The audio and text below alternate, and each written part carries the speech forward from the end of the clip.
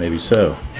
But you're familiar with the sirloin house where we go to eat the buffet breakfast. Well, I went Friday morning to do my errands, and I went there first to eat breakfast. Well, I was going to go open the store. I had 10 minutes to get to the store, had plenty of time, got in my truck, or was getting in my truck, and out of the corner of my eye, I seen something move, and just opened the door to step in. I looked over thinking it was a cat, and I looked, it was a 9-week-old puppy. It wasn't just a puppy, it was a Shar-Pei puppy. High dollar expensive puppy. And I'm like, he come up to me like, hello, hello, how are you? And I'm like, had a little collar on with a little bell, but no tags, no identification. So I reached down to pick him up, and he walked away. He didn't run. He wasn't scared. He just kind of walked away. He was checking everything out in a parking lot, a quarter mile from any housing development. Now, what's a 9-week-old puppy? No, it could not have climbed out of a car. No, it could not have jumped out and the owner not know it. Somebody either dropped this puppy off or he got loose and made it that far. Well, anyway, long story short, I took him to the nearest local vet to see if he had a chip for identification. He didn't have it. And then I got to thinking, with our dog business, I better not go home without knowing if this puppy had parvo or not. And lo and behold, he tested positive. So I took him to my vet in Chatham, and that's where he is right now, or she.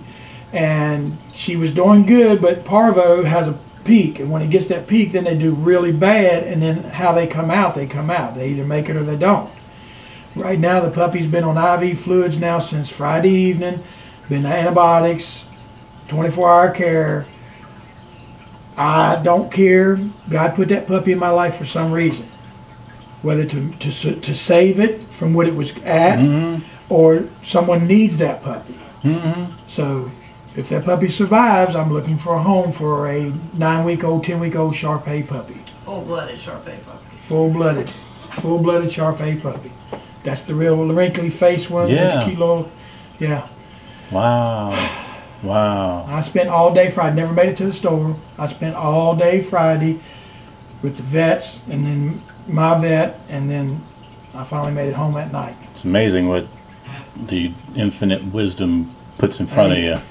Like That I told dog Nancy, was sick, and then there's not another person that would have helped that dog the way that you did. Well, the thing of it is, it looked healthy. It looked fine. It was, I'm me. Look at me.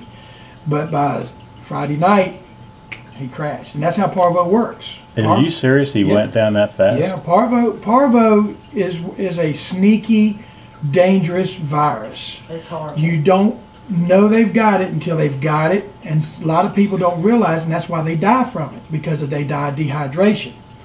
Because what it does, it's a very digestive system virus, like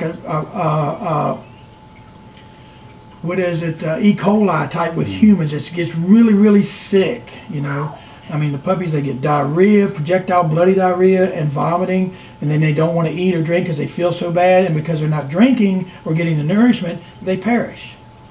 So that's why they have to be on IV fluids and antibiotics 24/7 until they come out of it. Sometimes it's a few days, sometimes it's 5-6 days.